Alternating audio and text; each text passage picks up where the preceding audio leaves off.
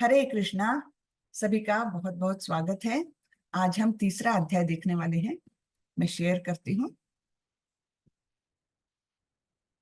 तो दूसरे अध्याय में भगवान ने अर्जुन को बहुत सारा उपदेश दिया, कुछ इंस्ट्रक्शंस दी, है ना।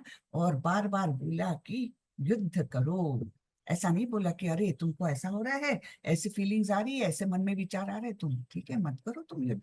ऐसा कभी भी नहीं बोला। और कर्म करते रहो, अपना नियत कर्म करो, ये बार बार बोला है ना। पहले तो बताया आत्मा है हम शरीर नहीं है, इसलिए तुमको कोई पाप नहीं लगेगा, क्योंकि शरीर कभी मरता ही नहीं है। फिर अलग अलग ढंग से भगवान ने उनको समझाया है। तो अब उसके आगे हम बढ़ने वाले। हाँ, दूसरे अध्याय के अंत में हमने क्या देखा था, स्थित प्रज्ञ क्या होता है, कैसे बोलता है, कैसे चलता है, उसका व्यवहार कैसे होता है, और किसे स्थित प्रज्ञ कहते हैं। ये अर्जुन के प्रश्न का भगवान ने बहुत विस्तार से उत्तर दिया था, ठीक है ना। अंत में। और तब क्या क्या बताया था, सुख दुखे समय कृत्वा लाभा लाभो जया जयो, है ना। कि जो सुख और दुख को एक समान कर लेता है वो है स्थित प्रज्ञ। क्योंकि सुख भी आएगा दुख भी आएगा जीवन में, लेकिन उसको एक समान करते हुए जो जीवन जीता है, उससे विचलित नहीं होता है, वो है स्थित प्रज्ञ। ठीक है ना। तो ऐसा नहीं है कि जो भक्त है उसके जीवन में सुख दुख नहीं आएगा, आएंगे, लेकिन उसको टॉलरेट करने की और उसको एक विचलित हुए बिना उसके साथ व्यवहार करने की जो टेक्निक है ना, वो केवल भक्त ही जान सकता है। हम्म, ठीक है, चलिए तो आगे बढ़ते हैं। आज का अध्याय तीसरा है। मैं मंगलाचरण करके फिर हम इस अध्याय को शुरू करते हैं। ओम नमो भगवते वासुदेवाय। ओम नमो भगवते वासुदेवाय। ओम नमो भगवते वासुदेवाय। ओम अज्ञानतिमिरान्धस्य ज्ञानाञ्जनशलाकया चक्षुरुन्मीलितं येन तस्मै श्रीगुरवे नमः। श्रीचैतन्यमनोभीष्टं स्थापितं येन भूतले स्वयं रूपः कदा मह्यं ददाति स्वपदान्तिकम्। वन्देऽहं श्रीगुरो श्रीयुतपदकमलं श्रीगुरुन् वैष्णवांश्च श्रीरूपं साग्रजातं सहगण रघुनाथान्वितं तं सजीवं साद्वैतं सावधूतं परिजनसहितं कृष्ण चैतन्य देवं श्रीराधा कृष्ण पादान् सहगण ललिता श्री विशाखान्वितांश्च। हे कृष्ण करुणा सिंधु दीनबंधु जगतपते गोपेश गोपिका कांत श्री राधा कांत नमोस्तुते।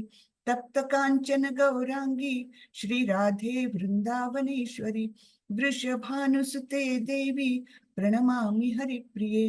नमो विष्णुपदाय कृष्ण पृष्ठाय भूतले श्रीमति भक्ति वेदांत स्वामी इति नामिने।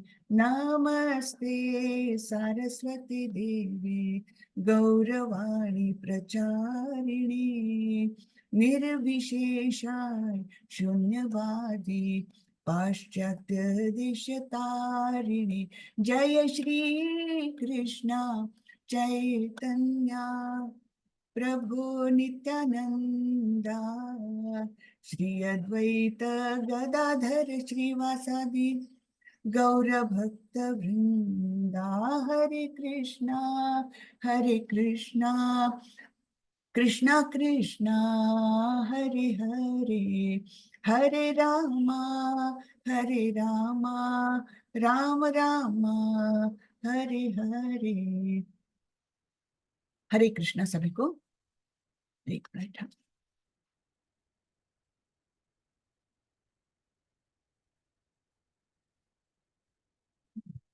तो ये अध्याय तीसरा है, जिसका नाम है कर्म योग। अभी भगवान कर्म योग के बारे में बताएंगे, जिसका इंट्रोडक्शन इंट्रोडक्शन उन्होंने दूसरे अध्याय में दे ही दिया है। तो अभी अर्जुन प्रश्न पूछ रहे हैं। अर्जुन उवाच जायसी चेत कर्मणस्ते मता बुद्धिर्जनार्दन तत्किं कर्मणि घोरे माम नियोजयसि केशव। अर्जुन ने कहा हे जनार्दन, हे केशव, यदि आप बुद्धि को सकाम कर्म से श्रेष्ठ समझते हैं तो फिर आप मुझे इस घोर युद्ध में क्यों लगाना चाहते हैं? है ना? क्योंकि अर्जुन के मन में तो पहला विचार क्या था कि मैं युद्ध नहीं करूंगा, मुझे युद्ध नहीं करना, चाहे मुझे ये लोग मार डाले या चाहे मुझे भिक्षा मांग कर अपना जीवन व्यतीत करना पड़े, लेकिन मैं युद्ध नहीं करूंगा।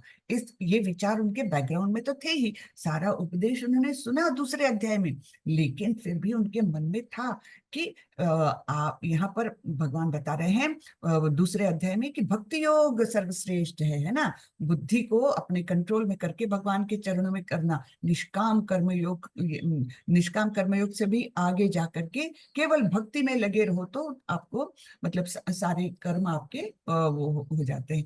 ठीक है, इस प्रकार से जो भगवान ने बताया था, तो वो पूछ रहे हैं आप बुद्धि को सकाम कर्म से श्रेष्ठ समझते हैं। सकाम कर्म यानी कोई इच्छा लेकर वो काम करना। तो यहाँ पर कौन सी इच्छा से युद्ध किया जा रहा है? कि हम जीत जाए और हमें राज्य मिले। ये मुझे सकाम कर्म करने के लिए आप क्यों प्रेरित कर रहे हैं? और ये तो घोर युद्ध है जहां अनेक लोग मारे जाने वाले हैं। तो आप मुझे क्यों कर्म में डालना चाहते हैं, सकाम कर्म में डालना चाहते हैं, जबकि आप खुद ही बोल रहे हैं कि बुद्धि योग यानी भक्ति योग सर्वश्रेष्ठ है।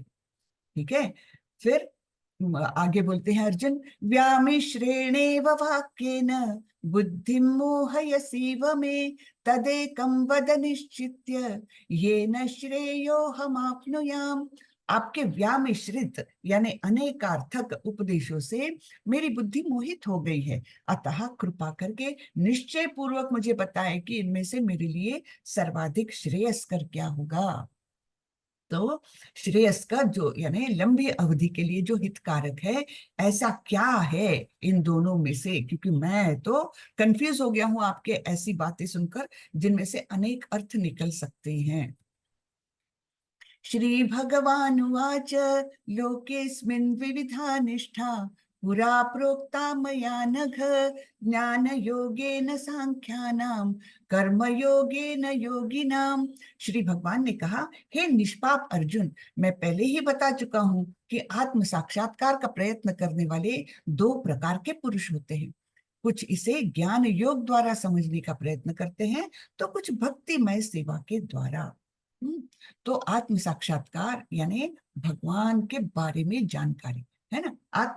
आत्मा यानी खुद के बारे में, लेकिन खुद क्या है ये जब हम जान पाएंगे तब हमको अपने आप पता चलेगा कि मेरे अंदर भी परमात्मा है ना? मेरी आत्मा भी है, मेरे अंदर परमात्मा भी है, और परमात्मा क्या है? भगवान का ही एक प्रकटीकरण है, या उनका ही एक उनको जानने का एक चरण है, एक स्टेप है ना? ये हमको आत्म साक्षात्कार के द्वारा पता चलता है।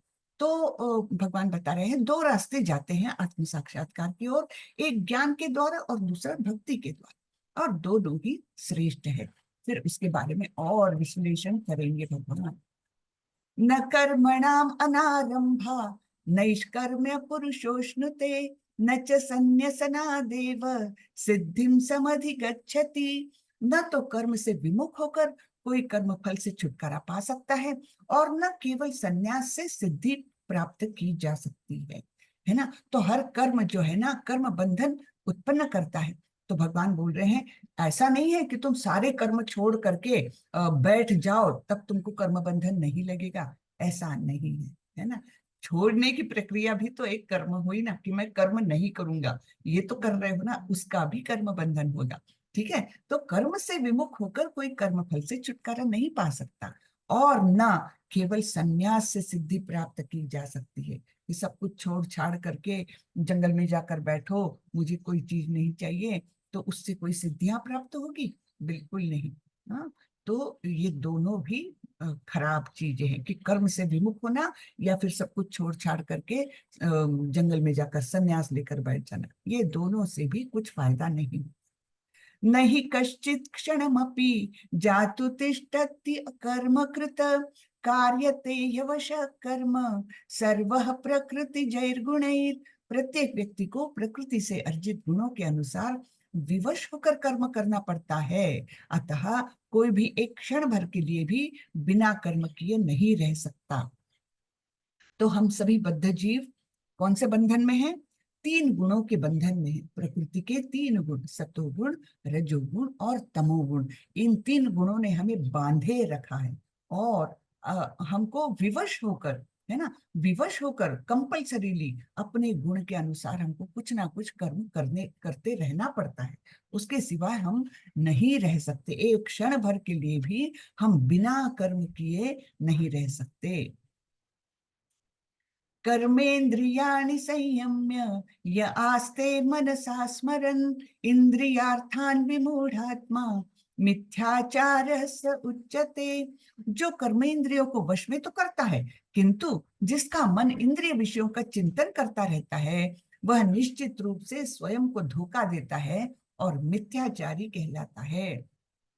तो इंद्रियों को वश में कर लिया, ठीक है, कि मैं मेरी जिह्वा अच्छा भोजन नहीं मांग रही, मैं नहीं कर रहा हूँ अच्छा भोजन, ठीक है, जो मिल रहा है वो कर रहा हूँ। या मेरे कान कुछ उसके लिए उत्सुक नहीं है कि मुझे कुछ अच्छा म्यूजिक सुनना है। इंद्रियों, कर्मेंद्रियों को वश में कर लिया, किंतु मन जो है ना, वो उसका चिंतन करता रहता है। जैसे कोई इंसान उपास रखता है, उपवास रखता है, कोई व्रत रखता है कि आज मैं दिन भर कुछ नहीं खाऊंगा, बस, है ना, निश्चय कर लिया, तो ठीक है, वो निश्चय पालन करेगा अपने। लेकिन होता क्या है, उसके मन में बार बार विचार आता है, कुछ तो भी अच्छा खाने का मन कर रहा है यार, हाँ, कब ये उपवास का समय खत्म हो जाएगा और मैं जाकर कुछ चटपटा खाऊंगा। ये अगर मन में विचार है, तो ये फिर उपवास व्रत वगैरह क्या हुआ? ये मिथ्याचार हुआ, ऐसे भगवान बोल रहे हैं, है ना। वो स्वयं को धोखा दे रहा है कि मैंने उपवास किया, व्रत किया, लेकिन वास्तविक रूप में उसका मन अगर उन्हीं चीजों में भटक रहा है, मन की इच्छाएं अगर उसी ओर दौड़ रही है, तो फिर वो क्या हुआ? मिथ्याचार। हम्म। यत्स्वेन्द्रियाणि मन यत्स्वेन्द्रियाणि मनसा नियम्यारभतेऽर्जुन कर्मेन्द्रियैर्कर्म योगम असक्तस्त विशिष्यते। दूसरी ओर, यदि कोई निष्ठावान व्यक्ति अपने मन के द्वारा कर्मेंद्रियों को वश में करने का प्रयत्न करता है और बिना किसी आसक्ति के कर्म योग यानी कृष्ण भावनामृत में प्रारंभ करता है, तो वह अति उत्कृष्ट है, ठीक है। यानी जो अपना मन है उसको पहले काबू में कर लिया, इंद्रियां अपने आप वश में हो जाएगी। ठीक है, तो मन के द्वारा कर्म इंद्रियों को वश में करने का प्रयत्न करता है और किसी आसक्ति बिना किसी आसक्ति से कर्मयोग प्रारंभ करता है, तो वो सबसे अच्छा है, ऐसे भगवान बोल रहे हैं। तो मन पर पहले कंट्रोल लाना है। नियतं कुरु कर्म त्वं कर्मज्जायो ह्यकर्मणः शरीरयात्रापि च ते न प्रसिद्धेद अकर्मणः। अपना नियत कर्म करो, क्योंकि कर्म न करने की अपेक्षा कर्म करना श्रेष्ठ है। समझे ना। तो हमको कोई नहीं बोल रहा है, नहीं तो लोग बाग क्या बोलते हैं, हमारे फैमिली वाले क्या बोलने लगते हैं, अच्छा तो तुमको क्या संन्यास लेकर अब जंगल ही जाना है, कर सारे काम काज छोड़ दोगे? बिल्कुल नहीं, भगवान ने कहाँ बोला है। और हमको भगवान के आदेश का पालन करना है। भगवान क्या बोल रहे हैं? अपना नियत कर्म करो, जो आपकी ड्यूटीज है आपके फैमिली के प्रति, आपके माता पिता के प्रति, आपके वर्क प्लेस के प्रति, जो आपका नियत कर्म है वो करो, बहुत अच्छे से करो, है ना। और क्योंकि भगवान का आदेश है, नियत कर्म करना है हमको एक यज्ञ के स्वरूप में, कि एक भगवान को अर्पण करते हुए हर कर्म को करना है, ठीक है। और भगवान क्या बोलते हैं? क्योंकि कर्म न करने की अपेक्षा कर्म करना श्रेष्ठ है। कर्म के बिना तो शरीर निर्वाह भी नहीं हो सकता।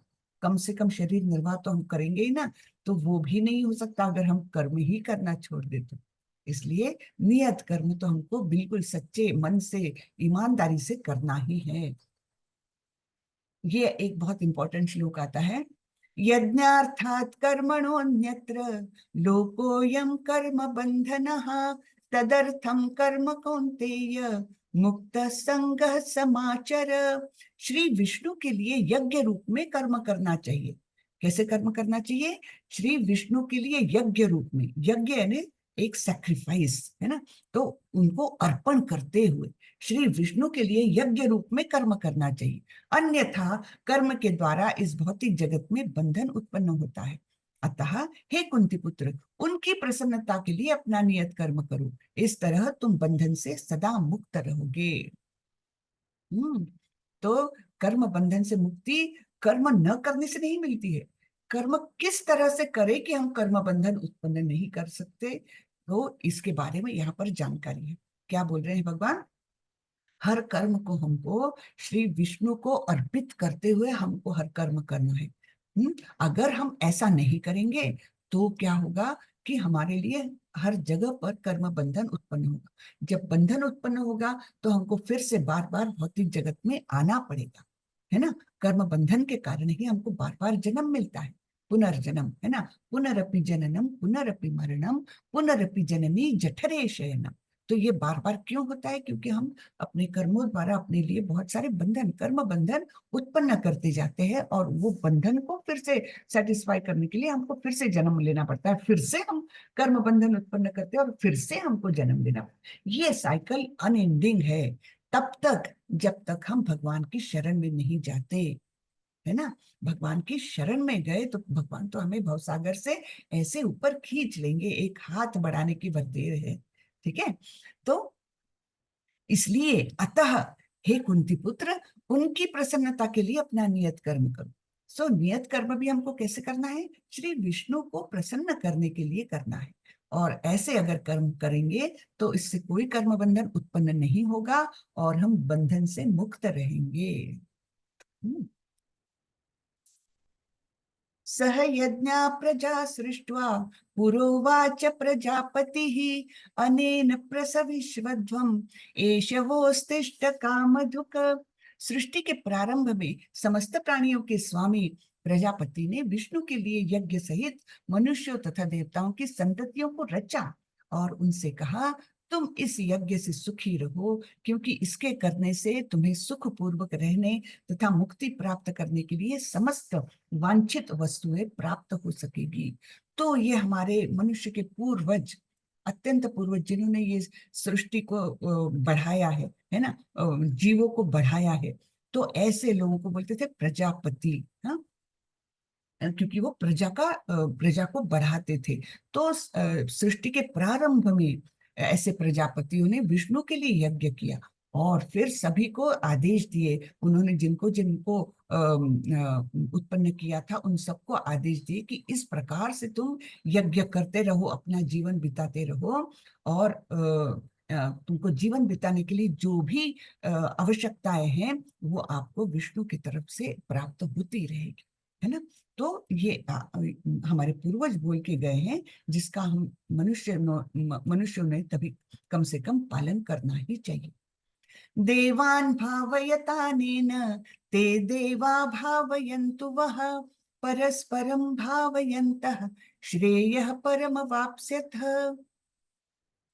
यज्ञों के द्वारा प्रसन्न होकर देवता तुम्हें भी प्रसन्न करेंगे, और इस तरह मनुष्यों तथा देवताओं के मध्य सहयोग से सबों को संपन्नता प्राप्त होगी।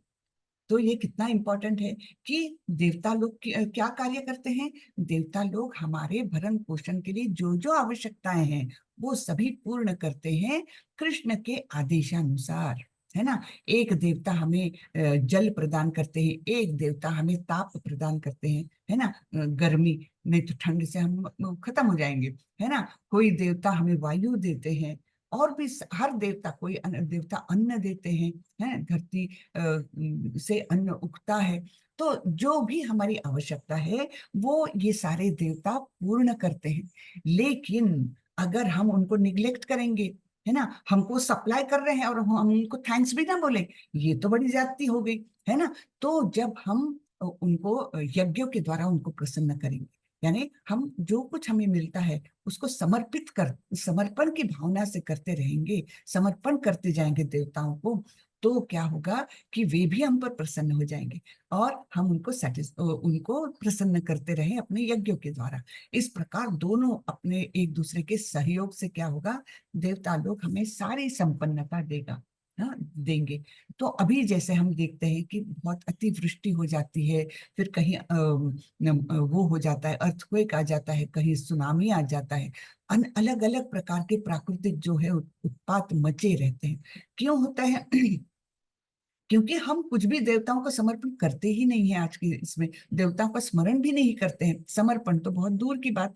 तो फिर क्या होता है, कहीं ना कहीं उनको भी लगता है अरे हम इतना सप्लाई करते हैं, इतना अन्न धान्य इनको देते हैं, इतनी बारिश देते हैं, फिर भी ये लोग कितने कृतघ्न हैं, है ना।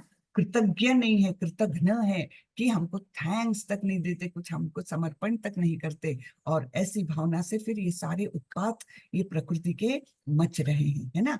तो आगे भगवान ने बताया है, तो इस प्रकार हम देवताओं को संतुष्ट करें और फिर वे भी हमें संतुष्ट करने के लिए जो भी हमारी आवश्यकता है वे पूरी करेंगे। इष्टान भोगान हि वो देवा दास्यन्ते यज्ञ भावितः तैर्दत्तान प्रदायेभ्यो यो भुंक्ते स्तेन एव सः। जीवन की विभिन्न आवश्यकताओं की पूर्ति करने वाले विभिन्न देवता यज्ञ संपन्न होने पर प्रसन्न होकर तुम्हारी सारी आवश्यकताओं की पूर्ति करेंगे। ठीक है। तो ये लोग तो हमारी आवश्यकताएं पूरी करते हैं, लेकिन जब हम उनको समर्पण की भावना से ऐसे देवता यज्ञ संपन्न करेंगे तो होता क्या है कि वे भी प्रसन्न होकर हमारी सारी आवश्यकताओं का ध्यान रखते हैं। किंतु जो इन उपहारों को देवताओं को अर्पित किए बिना भोगता है वह निश्चित रूप से चोर है। भगवान ने बहुत स्ट्रांग शब्द यहाँ पर इस्तेमाल किया है, स्तेन एव सहा। वो चोर है, स्तेन यानी चोर। ठीक है। तो ऐसा व्यक्ति चोर है जो उनको अर्पण किए बिना उसका भोग करता है, इंद्रिय तृप्ति के लिए उसका भोग करता है। जैसे एक उदाहरण के लिए हम सोचे कि घर में जो पिता है वो दिन भर मेहनत करके पैसा कमा के लाते हैं, किसके लिए, परिवार के लिए, और परिवार के पालन पोषण के लिए जो भी आवश्यकता है वो सारी पूरी करते हैं। अगर ऐसा कोई घर हो कि जहां पर पिता तो कमा के ला रहा है और बाकी घर के परिवार के सदस्य क्या कर रहे हैं कि उनको कुछ भी दिए बिना केवल अपनी ही इंद्रिय तृप्ति में लगे हैं, उनको पूछते भी नहीं है, उनके तरफ ध्यान भी नहीं देते हैं, है ना। तो ऐसे करते जाएंगे तो क्या होगा।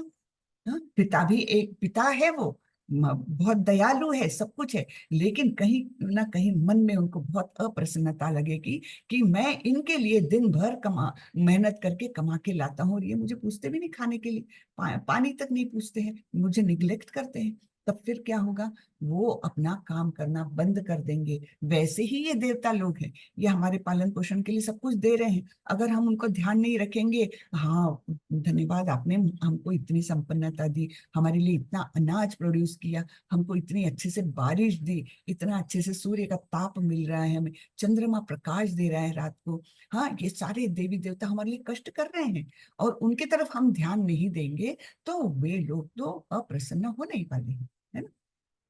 तो ऐसा जो उपभोग करता है तो उसको भगवान ने चोर कहा है। तो कम से कम हमको चोर नहीं होना है ना। तो हमेशा जो कुछ हमें मिला, जैसे हम खाना खा रहे हैं तो पहले धन्यवाद करो, पहले उनको भोग चढ़ाओ भगवान को।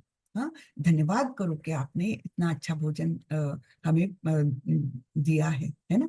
और आप पहले खाइए, आप संतुष्ट होइए, है ना। और वो संतुष्ट हो करके जब उस भोजन को देखेंगे भगवान तो वो अपने आप में अमृतमय हो जाएगा। और उस भोग को उस प्रसाद को जब हम ग्रहण करेंगे तो हमारा शरीर तो निरोगी होगा ही होगा, हमारा मन भी शुद्ध होते जाएगा। और जब मन बुद्धि शुद्ध होते जाएगी तो क्या होगा, हमारी जो स्मृति की तंतुएं होती है ना ब्रेन में, मेमोरी वेन्स होती है कुछ सूक्ष्म एकदम, तो वो एकदम स्ट्रांग होने लगती है।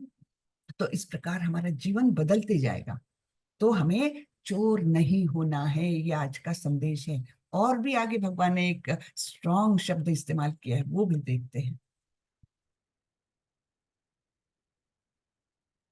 यज्ञ शिष्टः संतो मुच्यन्ते सर्व किल्बिषै भुञ्जन्ते ते त्वघं पापा ये पचन्ति आत्म कारणात्। क्या बोल रहे भगवान, भगवान के भक्त सभी प्रकार के पापों से मुक्त हो जाते हैं क्योंकि वे यज्ञ में अर्पित किए भोजन यानी प्रसाद को ही खाते हैं। अन्य लोग जो अपने इंद्रिय सुख के लिए भोजन बनाते हैं वे निश्चित रूप से पाप खाते हैं। हम्म। तो वहां पर बोला है कि ऐसा व्यक्ति चोर है और यहाँ पर बोल रहे हैं कि ऐसा ऐसा व्यक्ति पाप खा रहे हैं। जो भगवान को अर्पण किए बिना खाया जाता है वो क्या होता है? पाप। क्योंकि भगवान के भक्त सभी प्रकार के पापों से मुक्त क्यों हो जाते हैं? क्योंकि वे भगवान को अर्पण करने के बाद ही भोजन ग्रहण करते हैं, तो प्रसाद का ग्रहण करते हैं। और प्रसाद का बहुत अनन्य साधारण महत्व बताया गया है शास्त्रों में। तो जो लोग ऐसे केवल अपने जिह्वा को तृप्त करने के लिए भोजन करते हैं और उसके पीछे कोई धन्यवाद देने की प्रवृत्ति नहीं है, वो भोजन बिना अर्पण किए खा रहे हैं, तो वे निश्चित रूप से पाप खा रहे हैं। अन्नाद् भवन्ति भूतानि पर्जन्याद् अन्न संभवः, यज्ञाद् भवति पर्जन्यो यज्ञ कर्म समुद्भवः। सारे प्राणी अन्न पर आश्रित है जो वर्षा से उत्पन्न होता है। वर्षा यज्ञ संपन्न करने से होती है और यज्ञ नियत कर्मों से उत्पन्न होता है। ठीक है, तो ये साइकिल बताई है कि पहले हम उल्टी साइकिल जा रहे हैं। देखिए, सारे प्राणी अन्न पर आश्रित है ना, सारे ही जीव कुछ ना कुछ अन्न पर आश्रित होते हैं। अलग अलग प्रकार का अन्न है हर जीव के लिए, लेकिन लगता है तो अन्न ही है ना, जो वर्षा से उत्पन्न होता है। ठीक है, वर्षा के बिना कोई अन्न नहीं उगेगा, नहीं तो धरती बैरन हो जाएगी। फिर वर्षा क्यों होती है? यज्ञ संपन्न करने से। अब यहाँ पर यज्ञ यानी हमारे नियत कर्म, समर्पण के भाव से किया हुआ हमारा नियत कर्म जो है वो यज्ञ है। तो वर्षा होती है यज्ञ संपन्न करने से, और यज्ञ नियत कर्मों से उत्पन्न होता है। ठीक है, तो ऐसी ये साइकिल है। तो इसलिए बेस क्या है? बेस है हमारे नियत कर्मों को यज्ञ के मतलब यज्ञ के स्वरूप में संपन्न करना। जो हमको काम सौंपा गया है उसको भगवान को समर्पण करते हुए करना। और इस प्रकार जब हम आगे बढ़ेंगे तो ये पूरी साइकिल हो जाएगी, पूर्ण हो जाएगी। ये नियत कर्मों को जब हम अच्छे रूप में करते जाएंगे तो अपने आप हम जो वेदों में दिए हुए जो आदेश है उनका अनुपालन करते हुए हम अपना कर्म करेंगे। और इस प्रकार कर्म करने से भगवान भी प्रसन्न हो जाएंगे और देवताओं को आदेश देंगे कि इनको अच्छे संपन्नता से परिपूर्ण कर दो। तो इस प्रकार वो हम सारे भरपूर अन्न पाएंगे, सब कुछ पालेंगे। और क्योंकि हम ये सब नियत कर्म जो है यज्ञ की भावना से कर रहे, समर्पण की भावना से कर रहे। कर्म ब्रह्मोद्भवम विद्धि ब्रह्माक्षर समुद्भवम, तस्मात् सर्वगतम ब्रह्म नित्यम यज्ञे प्रतिष्ठितम। वेदों में नियमित कर्मों का विधान है और ये वेद साक्षात श्री भगवान यानी परब्रह्म से प्रकट हुए हैं। ठीक है, वेद कहाँ से प्रकट हुए हैं? श्री भगवान द्वारा ये प्रकट किए गए हैं। फलतः सर्वव्यापी ब्रह्म यज्ञ कर्मों में सदा स्थित रहता है। तो वेदों में ये आदेश है कि अपने नियत कर्म करते रहो।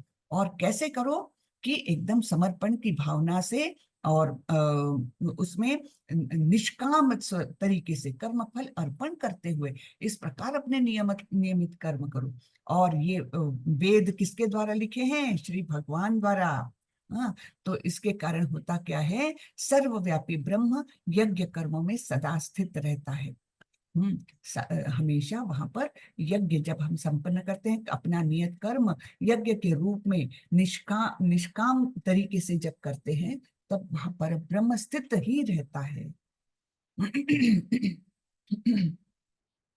एवं प्रवर्तितं चक्रम नानुवर्तयति यः, अघायुरिंद्रिया रामो मोघम पार्थ स जीवति। हे प्रिय अर्जुन, जो मानव जीवन में इस प्रकार वेदों द्वारा स्थापित यज्ञ चक्र का पालन नहीं करता वह निश्चय ही पापमय जीवन व्यतीत करता है। ऐसा व्यक्ति केवल इंद्रियों की तुष्टि के लिए व्यर्थ ही जीवित रहता है। तो ऐसे इंसान का क्या लाभ है ना? कोई देवता कोई भगवान मतलब इनसे प्रसन्न हो ही नहीं सकते, क्योंकि वो केवल अपनी इंद्रिय तृप्ति के लिए ही जीवन जीता है। और ऐसा जीवन कैसा होता है? पापमय जीवन होता है। तो ऐसे मनुष्य का जीवन पूरा व्यर्थ जाता है। और आपको मैंने पहले भी बताया है कि मनुष्य जीवन बहुत ही महत्वपूर्ण है। दुर्लभम मानुषम जन्म, बहुत दुर्लभ होता है ये मनुष्य जन्म मिलना। और ये क्यों दिया जाता है? कि हम प्रयत्न करें हमारे परम धाम पहुंचने की। बाकी कोई भी योनियों में ये सहूलियत है ही नहीं। उनका तो जो नेचुरल इवोल्यूशन प्रोसेस से उनका जो अगला जन्म मिलना है वो मिलते रहेगा। ऐसे उनके करोड़ मतलब 84 लाख योनियों में प्रवास करते करते आएंगे वो। लेकिन जब हमको इतने योनियों में प्रवास करने के बाद मनुष्य जन्म मिला है, तो उसके पीछे एक उद्देश्य है।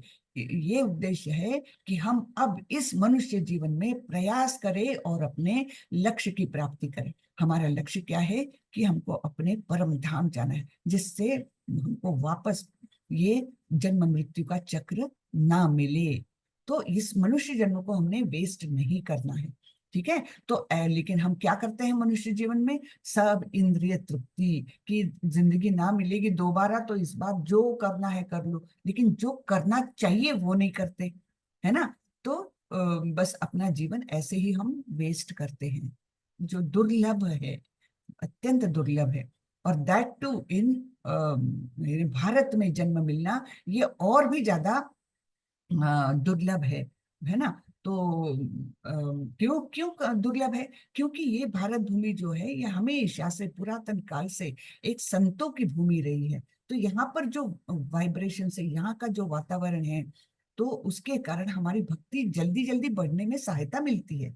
तो मनुष्य जन्म और भारत में जन्म, ये दोनों दुर्लभ चीजें हमें प्राप्त हुई है, इसको हमने वेस्ट नहीं करना चाहिए। यत्स्वात्मरतिरेव स्यात् आत्मतृप्तश्च मानवः आत्मन्येव च सन्तुष्टस् तस्य कार्यं न विद्यते। किंतु जो व्यक्ति आत्मा में ही आनंद लेता है तथा जिसका जीवन आत्म साक्षात्कार युक्त है और जो अपने में ही पूर्णतया संतुष्ट रहता है, उसके लिए कुछ करणीय नहीं होता। तो इस स्टेज पर पहुंचने के बाद, लेकिन ये स्टेज कब आएगी आत्म साक्षात्कार युक्त? जब हम पहले कर्म के द्वारा अपने आप को शुद्धिकरण करते हुए उस स्टेज पर पहुंचेंगे। तो पहले तो हमको आवश्यकता है कर्म करने की। कर्म के माध्यम से ही हम आगे बढ़े, निष्काम कर्म करते हुए आगे बढ़े। और जब हम उस स्टेज पर पहुंच गए, आत्म साक्षात्कार युक्त हो गए, तब फिर कर्म का आवश्यकता नहीं रहती। जैसे हमको कहीं पहुंचने के लिए सीढ़ी की आवश्यकता है, उस सीढ़ी के माध्यम से हम उस लेवल तक पहुंच जाते। एक बार उस लेवल पर पहुंच गए तो हमको उस सीढ़ी की आवश्यकता नहीं है। अब हम वहां पर आराम से रह सकते हैं जिस लेवल पर पहुंच गए। तो ये दोनों बातें हमको समझनी है कि कर्म की आवश्यकता है आत्म साक्षात्कार के लिए, लेकिन आत्म साक्षात्कार के लेवल पर पहुंच गए तब फिर हमको कर्म करने की आवश्यकता नहीं है, कुछ भी करणीय नहीं है, क्योंकि हम अपने आप में पूर्णतया संतुष्ट रहते हैं। ठीक है। तो उस सीढ़ी की हमें उस समय आवश्यकता नहीं रहती। नैव तस्य कृते नार्थो नाकृते नेह कश्चन न चास्य सर्वभूतेषु कश्चित् अर्थ व्यपाश्रयः।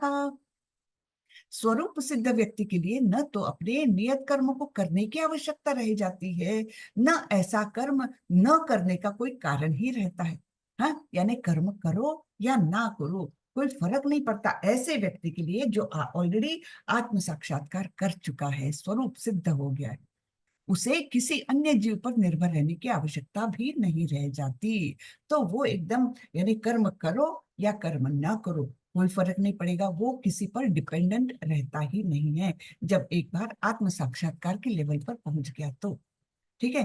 तस्माद असक्त सततम कार्यम कर्म समाचर असक्तो ह्याचरन् कर्म परमाप्नोति पुरुषः। अतः कर्म फल में आसक्त हुए बिना मनुष्य को अपना कर्तव्य समझकर निरंतर कर्म करते रहना चाहिए, क्योंकि अनासक्त होकर कर्म करने से उसे पर ब्रह्म की प्राप्ति होती है। तो भगवान क्या बोल रहे हैं कि तुमको कर्म की सीढ़ी से ऊपर तो जाना है ना। क्योंकि एक बार तुम उस लेवल पर पहुंच गए, तब तुमको कोई कर्म करना या न करना, इससे तुम्हारे स्वरूप सिद्ध स्टेज को कोई वो नहीं पहुंचेगा, कोई फर्क नहीं पड़ेगा। तो इसलिए वहां तक जाने के लिए, अतः इसलिए कर्म फल में आसक्त हुए बिना अपना कर्तव्य करते रहो, निरंतर कर्म करते रहो, है ना। तो ऐसा अनासक्त होकर कर्म करने से हम स्वरूप सिद्ध बन जाएंगे, पर ब्रह्म की प्राप्ति हो जाएगी। कर्मण्यैव हि संसिद्धिम् आस्थिता जनकादयः लोक संग्रह में वापी संपश्यन कर्तुमर्हसि। तो यहाँ जनक महाराज का नाम आया है ना। जनक महाराज कौन थे? सीता मैया के पिता थे, है ना। तो इनका नाम यहाँ पर आया है उदाहरण के लिए। जनक जैसे राजाओं ने केवल नियत कर्मों को करने से ही सिद्धि प्राप्त की। हाँ, नियत कर्म एक समर्पण की भावना से, निष्काम भाव से वे करते रहे जीवन भर, और उसी से उनको सिद्धि प्राप्त हुई। अतः सामान्य जनों को शिक्षित करने की दृष्टि से तुम्हें कर्म करना चाहिए। ऐसे अर्जुन को बोल रहे हैं कि इसलिए तुम तो ऐसे श्रेष्ठ लेवल पर हो, तुम तो एक राजा के लेवल पर हो, जिनको सब पूरा समाज एक आदर की दृष्टि से देखता है। तो इस प्रकार तुमको क्या करना चाहिए? सामान्य जनों को शिक्षित करने की दृष्टि से, उनके सामने एक उदाहरण प्रस्तुत करने की दृष्टि से तुमको अच्छे कर्म करने चाहिए। तो आगे का श्लोक भी बहुत सुंदर है और इसको कंठस्थ कर लीजिएगा आप लोग। यद यद आचरति श्रेष्ठ तत्तद एवे इतरो जनः स यत् प्रमाणम कुरुते लोकस्तद अनुवर्तते। तो मैं यहाँ संधि विग्रह करके जानबूझकर बोल रही हूँ, क्योंकि उसका मीनिंग जल्दी से क्लियर हो जाता है। यद यद आचरति श्रेष्ठ, जैसे जैसे श्रेष्ठ लोग आचरण करेंगे, यद यद आचरति श्रेष्ठ तत् तत् एव इतरो जनः, वैसे वैसे ही इतर लोग, दूसरे लोग भी व्यवहार करते हैं। तो यहाँ पर हम पूरा भावार्थ पढ़ते हैं। महापुरुष जो जो आचरण करता है, सामान्य व्यक्ति उसी का अनुसरण करते हैं। वह अपने अनुसरणीय कार्यों से जो आदर्श प्रस्तुत करता है, संपूर्ण विश्व उसका अनुसरण करता है। ठीक है। तो हम देखते हैं कि ऑफिस में बॉस अगर 12 बजे आते हैं, तो कर्मचारी भी ऐसे ही आराम से आते हैं। लेकिन अगर बॉस जो है वो सवेरे 8 बजे पहुंचता है, तो मार पीट कर कुछ भी करके, कैसे भी प्रयास करके सारा स्टाफ भी 8 बजे तो पहुंच रही है, भैया बॉस आ जाते हैं 8 बजे, तो उसके पहले 5 मिनट तो उनके पहले पहुंच जाओ करके सब लोग आ जाते हैं। यानी क्या होता है, जैसे बॉस का व्यवहार है, सारे कर्मचारी उस वैसे ही करने को देखते हैं, है ना। अपने आप को उसके अनुसार ढालने को देखते हैं। लेकिन अगर बॉस ऐसे ही है, 12 बजे आएंगे, कभी 1 बजे आएंगे, तो सब लोग विचार करेंगे मैं जाके 8 बजे से जाके क्यों बैठूं, मैं भी जाऊंगा 11 साढ़े 11 तक पहुंच जाऊंगा, तब भी ठीक है। तो ऐसा फर्क पड़ जाता है वो श्रेष्ठ व्यक्ति के आचरण से। हम समाज में भी देखते हैं, नेताओं का जैसे आचरण होता है, तो समाज धीरे धीरे वैसा ही बनने लगता है। अगर करप्ट नेता ऊपर बैठे हैं, तो समाज भी धीरे धीरे करप्शन के, अरे वो ही इतना खा रहे हैं तो मैं क्यों ना खाऊं, ऐसे विचारों से वो समाज भी बिगड़ने लगता है। या सब बहुत अच्छा अच्छे चरित्र का व्यक्ति अगर समाज का नेता है, तो समाज भी सोचता है अरे ये व्यक्ति इतना परिश्रम कर रहा है समाज के लिए, है ना। हम लोगों के लिए मेहनत कर रहा है, हमको भी अच्छा व्यवहार करना चाहिए। तो ये जो श्रेष्ठ व्यक्ति है, उनका ये कर्तव्य बनता है कि इस प्रकार से एक अनुसरणीय कार्य करें कि जिनका सारे लोग अनुसरण कर सके। ऐसे ही फैमिलीज में भी जो बड़े लोग हैं, उन्होंने अपना व्यवहार ऐसा रखना चाहिए कि बच्चे उनके समान ही अनुसरण करें। ये नहीं कर सकते कि माँ बाप तो बैठ के टीवी देख रहे हैं और बच्चे को बोल रहे जा जा जा पढ़ाई कर, ये नहीं होता है ना। तो माँ बाप ने एक आदर्श प्रस्तुत करना चाहिए, क्योंकि यद यद आचरति श्रेष्ठ तत्तद एव इतरो जनः सयत् प्रमाणम कुरुते लोकस्तद अनुवर्तते। तो बाकी लोग उनका ही अनुसरण करेंगे। न मे पार्थास्ति कर्तव्यम त्रिषु लोकेषु किंचन नानवाप्तम अवाप्तव्यम वर्त एव च कर्मणि। हे पृथा पुत्र, तीनों लोकों में मेरे लिए कोई भी कर्म नियत नहीं है।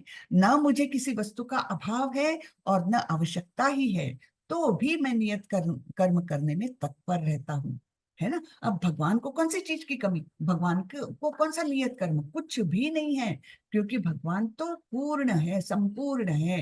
हाँ, उनके लिए कुछ भी करने की भी आवश्यकता नहीं है, न करने की भी आवश्यकता नहीं है। फिर भी भगवान बोल रहे हैं कि फिर भी मुझे कोई चीज का अभाव नहीं है, और न कोई चीज की आवश्यकता है, फिर भी मैं अपने नियत कर्म करने में तत्पर रहता हूँ। क्यों? क्योंकि भगवान समझते हैं कि अगर वो अपने नियत कर्म में कार्यरत नहीं रहेंगे तो लोग भी वैसे ही करेंगे। हम्म। यदि ह्ययं न वर्तेयं जातु कर्मण्यतन्वितः मम वर्त्मानुवर्तन्ते मनुष्यः पार्थ सर्वशः।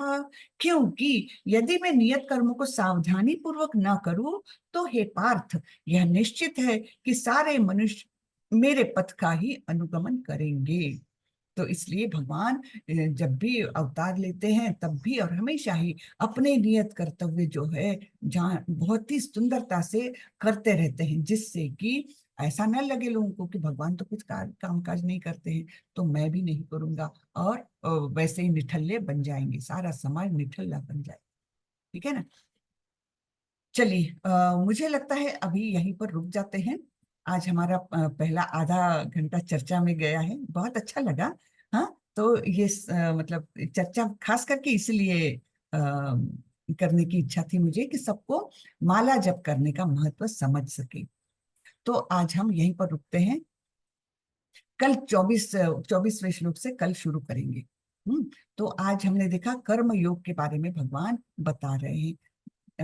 दूसरे अध्याय में भी कर्मयोग का कुछ कुछ अंश लिया था, लेकिन अब तीसरे अध्याय में वो विस्तार से कर्मयोग बता रहे हैं। 3, 4, 5 ये तीनों अध्याय कर्मयोग में ही भगवान बता रहे हैं, कर्मयोग के बारे में ही बताएंगे। ठीक है, तो हम आज के लिए यही खत्म करते हैं। किसी को कुछ प्रश्न हो तो जरूर पूछिएगा।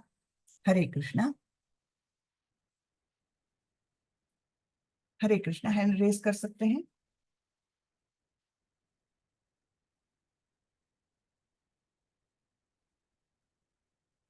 जी अंकिता माता जी बोलिए।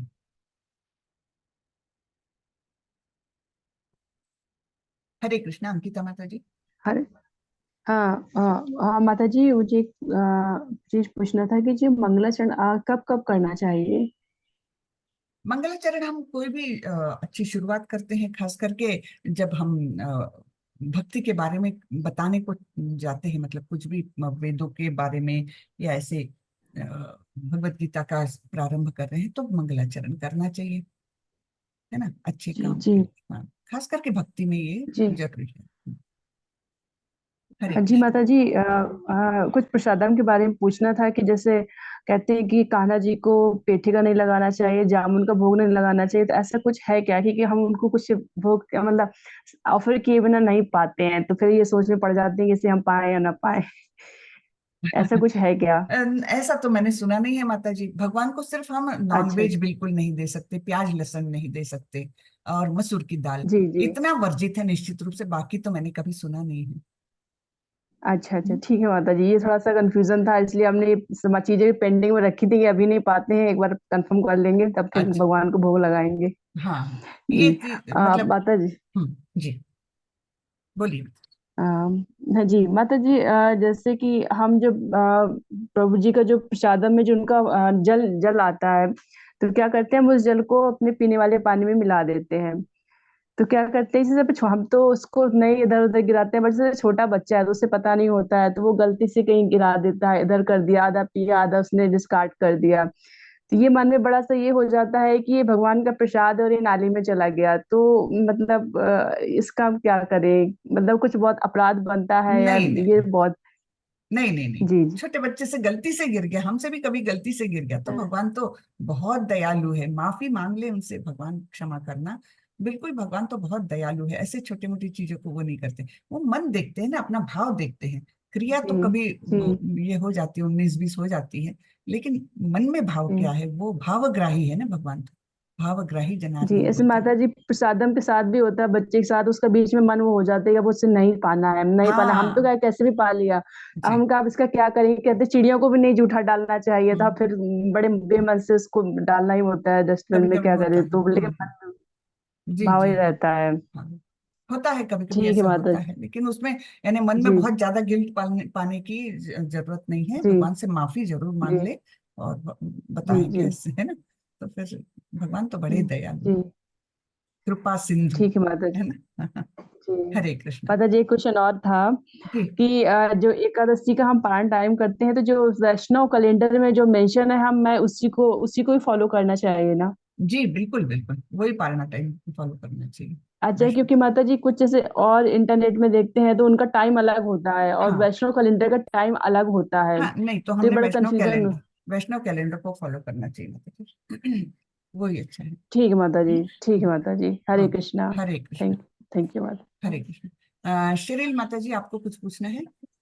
हाँ, हरे कृष्णा माता जी। तो हरे कृष्ण। माता जी, मेरा क्वेश्चन ना थोड़ा कंफ्यूजिंग हो गया मेरे को। हम्म। सो हमने अभी 11वें श्लोक में ये पढ़ा कि हम लोग को यज्ञ मतलब देवताओं को देना चाहिए, क्योंकि हम उनसे बहुत कुछ चीज ले रहे हैं, नहीं तो हम थीफ कहलाएंगे। चोर कहलाएंगे, तेन एव सा, हाँ। लेकिन हम हाँ, तो लेकिन हम लोग ने ये भी पढ़ा था आगे के चैप्टर्स में गीता में कि श्री कृष्ण ही सब कुछ है, मतलब सारे डेमिगॉड देवता से ऊपर है। तो जैसे कुछ लोग शनि देव की पूजा करते हैं, कुछ लोग सूर्य देव की पूजा करते हैं। तो अगर सिर्फ श्री कृष्ण की करेंगे तो उन लोग की करने की जरूरत नहीं पड़ेगी, बट फिर हम लोग थीफ भी हो जाएंगे अकॉर्डिंग टू श्लोक 11। तो वहां पे मेरे को थोड़ा कंफ्यूजन आ रहा है। जी, मैं बताती हूँ आपको। ये देवता लोग कौन है? ये भगवान के अंग स्वरूप है। जब 11वें अध्याय में भगवान विराट रूप दर्शन दिखाते हैं, तब वो सारा वो प्रकट करते हैं कि उनके अंग स्वरूप है वे। ठीक है। तो जैसे एक पौधा है, और उसमें बहुत सारे ब्रांचेस है, पत्ते हैं, ये है ना। अब ये देवता स्वरूप देवता लोग क्या है? ऐसे ब्रांचेस है, पत्तियां है, टहनियां हैं, लेकिन मूल जड़ कौन है? वो कृष्ण है। तो हम किसी पौधे को अगर पोषण देना है तो हम किसको पानी डालते हैं, किसको खाद डालते हैं? जड़ में डालते हैं। ये नहीं कि एक एक पत्ते को पानी दे रहे हैं, एक एक टहनी को पानी दे रहे हैं, ये तो नहीं होता ना। हाँ, तो एक बहुत सुंदर श्लोक है भागवतम में, वो मैं बताती हूँ आपको। यथा तरोर्मूल निषेचनेन तृप्तन्ति स्कंद भुजोपशाखा।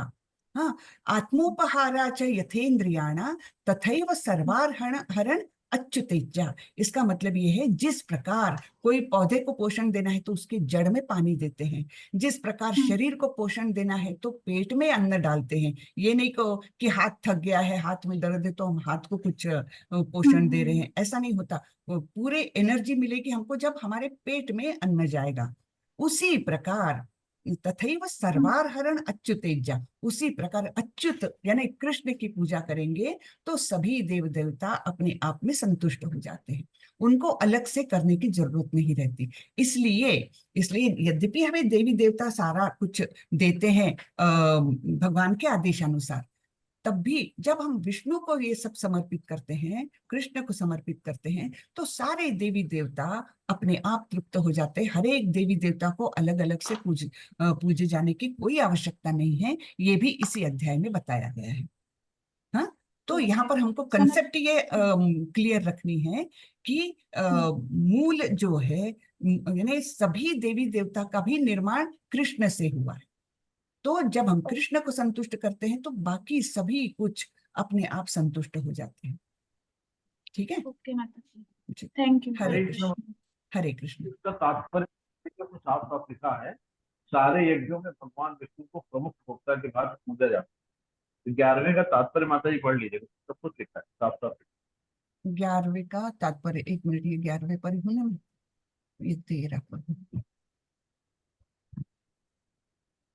ये प्रभुपाद जी ने बहुत स्पष्ट किया है, इसमें कोई वो नहीं है। हाँ, तो ये 11वां श्लोक 7 आया। हाँ, 11वां श्लोक आया तो इसका भावार्थ है, यज्ञों के द्वारा प्रसन्न होकर देवता तुम्हें भी प्रसन्न करेंगे, और इस तरह मनुष्य तथा देवताओं के मध्य सहयोग से सबों को संपन्नता प्राप्त होगी। तात्पर्य में प्रभुपाद जी ने बहुत क्लियर किया है, देवतागण सांसारिक कार्यों के लिए अधिकार प्राप्त प्रशासक हैं। प्रत्येक जीव द्वारा शरीर धारण करने के लिए आवश्यक वायु, प्रकाश, जल तथा अन्य सारे वर उन देवताओं के अधिकार में हैं, जो भगवान के शरीर के विभिन्न भागों में असंख्य सहायकों के रूप में स्थित है। तो देवताओं को क्या बोला गया है? भगवान के शरीर के विभिन्न अंग है वे, जो उनकी सहायता करते हैं। जैसा मेरा हाथ मेरे शरीर को मेंटेन करने में मेरी सहायता करता है ना। तो उसी प्रकार देवता लोग हैं जो भगवान को सहायक रूप में काम करते हैं। ठीक है, तो उनकी प्रसन्नता तथा अप्रसन्नता मनुष्य द्वारा यज्ञ की संपन्नता पर निर्भर है। कुछ यज्ञ किन्हीं विशेष देवताओं को प्रसन्न करने के लिए होते हैं, किंतु तो भी सारे यज्ञों में भगवान विष्णु को प्रमुख भोक्ता की भांति पूजा जाता है। भगवत गीता में यह भी कहा गया है कि भगवान कृष्ण स्वयं सभी प्रकार के यज्ञों के भोक्ता है। ये 5वें अध्याय में श्लोक आएगा, भोक्तारम यज्ञ तपसाम सर्वलोक महेश्वरम सुहृदम सर्वभूतानाम ज्ञात्वा माम शांति मृच्छति। तो ये श्लोक आएगा, यानी सभी यज्ञों के, सभी तपस्याओं के असली भोक्ता कौन है? भगवान कृष्ण है। ठीक है, तो ये भी भगवत गीता में आएगा। इसलिए जब अतः समस्त यज्ञों का मुख्य प्रयोजन यज्ञपति को प्रसन्न करना है। यज्ञपति कौन है? कृष्ण है। तो ऐसा नहीं कि हमको हर एक देवता के अलग अलग वो करने की आवश्यकता है, बिल्कुल नहीं है, क्योंकि सारा कुछ अर्पण होगा तो कृष्ण को ही जाएगा, तो कृष्ण के लिए ही। इसलिए हम केवल एक कृष्ण की पूजा करके समस्त देवी देवताओं को प्रसन्न कर सकते हैं। ये ठीक हो गया? क्लियर हो गया आपका डाउट माता जी? यस माता जी, अब गया समझ। Thank you. हरे हाँ, कृष्ण। ओके, हरे कृष्ण। चलिए, और किसी का कोई प्रश्न है क्या? हरे कृष्णा। चलिए, मुझे लगता है अभी कोई किसी का प्रश्न नहीं है। चैट में कुछ है क्या? अच्छा, प्रतीक प्रभु जी। प्रभु हरे कृष्ण माता जी, दंडवत हरे प्रणाम। हरे कृष्ण जी। माता जी, मेरा प्रश्न जो है वो क्लास के संदर्भ में नहीं है, जी, बट मैं पहली बार क्लास अटेंड कर रहा हूँ ये। अच्छा तो इससे पहले की क्लासेस मेरी मिस हो गई हैं, मैंने कल ही रजिस्टर किया था, अच्छा। तो पहली क्लास है ये मेरी। हम्म। तो आप इसकी रिकॉर्डिंग पोस्ट कर रहे हैं हाँ, व्हाट्सएप ग्रुप में? व्हाट्सएप ग्रुप में पोस्ट हो रही है मेरी रिकॉर्डिंग्स। हाँ, तो आपने व्हाट्सएप ग्रुप कब से ज्वाइन किया? अभी किया है क्या? अब अभी कल ही किया है माता जी। अच्छा, तो ठीक है, क्षमा माता जी, जरा वो फिर से पोस्ट कर दीजिए ना पहले वाले अपने रिकॉर्डिंग्स। जी माता जी, मैं प्लेलिस्ट शेयर कर दूंगी। हाँ, तो आपको सारी रिकॉर्डिंग्स मिल जाएगी प्रभु, वो थोड़ा देख लेंगे तो आपको आगे का क्लियर होते जाएगा। मैं शेयर कर दूंगी धन्यवाद माता माता जी। ओके, और हरे माता कृष्ण। जी, ये जो आप गीता पाठ कर रहे हैं, जी। ये ऑनलाइन अवेलेबल है कि ये आपका पर्सनल कॉपी है? नहीं नहीं, ये ऑनलाइन भी है अवेलेबल, और वैसे फिर फिजिकल फॉर्म में तो ये है ही, फिजिकल हिंदी फॉर्म में में। अवेलेबल है माता हाँ जी? हाँ हाँ, बिल्कुल हिंदी में है अवेलेबल, है ना। भगवत गीता यथारूप, श्रीमद् भगवत गीता यथारूप श्रीला प्रभुपाद द्वारा लिखित है ये, तो ये मैंने आपको। अभी तक सिर्फ वेदा बेस से पढ़ी हैं सारी। हाँ, वेदाबेस में इंग्लिश में लेकिन होगा, है ना। हाँ ये जी, इसकी लिंक थोड़ी अलग है। एक काम करते हैं हम, ये भगवत गीता इसमें ग्रुप में डाल देती हूँ मैं, आप सब लोग सेव कर लीजिए, ठीक है, तो आपके पास रहेगी। ठीक है। धन्यवाद माता जी। ओके हरे कृष्णा। ओके, हरे कृष्णा। चलिए, तो चैट में कुछ है क्या माता जी? थोड़ा देख ली, और दो लोगों के हाथ। ओके, सुदीप्ता माता जी, जी पूछिए। हरे कृष्णा। सुदीप्ता माता जी, आपने हैंड रेस किया है, प्रश्न है क्या? हरे कृष्ण माता जी। हरे माता कृष्ण। जी, मैं फोटो खींच के भेजूं कि वीडियो में दिखा दूं बुक? क्या क्या दिखाना है? ये भगवत गीता वाली बुक, ये प्रभु जी कह रहे थे ना हाँ कि मिलता है कि नहीं, ये मेरे पास बुक है, क्योंकि हाँ मैं वो बुक दिखा दूं उनको तो फिर उनको भी आसानी हो जाएगी, ले हाँ, लेंगे वो भी। बुक तो मैं भी दिखा सकती हूँ, ये मेरे पास रखी है। हाँ जी जी जी हाँ, जी जी। दिख रही है ना? वही। हाँ, जी जी। माता माता जी, मैं जी, लिंक शेयर कर दूंगी बुक परचेज करने का।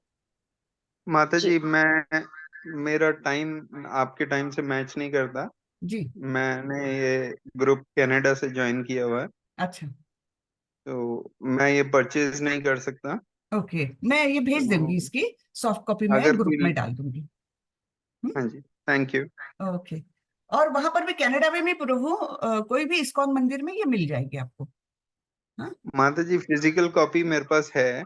हाँ, अ, मेरे पास इंग्लिश में भी है, हिंदी में भी है। वेरी पर गुड। ये क्लास अटेंड करते वक्त ऑनलाइन पढ़ने में ठीक, इजी रहता है, इसलिए ओके पूछा ओके, मैंने। ये पोस्ट कर देंगे हम ग्रुप में, आप सेट कर लीजिएगा, ठीक है। धन्यवाद। ओके, हरे कृष्ण। तो चलिए, मुझे लगता है अब हम क्लास खत्म कर सकते हैं। वाञ्छा कल्पतरुभ्यश्च कृपा सिन्धुभ्यैव च पतितानां पावनेभ्यो वैष्णवेभ्यो नमो नमः। अनंत कोटि वैष्णव वृंद की जय, श्रीला प्रभुपाद की जय। हरे कृष्णा। हरे कृष्णा। हरे कृष्ण माता जी, दंडवत प्रणाम। दंडवत हरे प्रणाम। कृष्ण। तो कल हम कौन से श्लोक से चालू करेंगे? 22। ओके, ठीक है। Okay, thank you. Hare Krishna. Hare Krishna.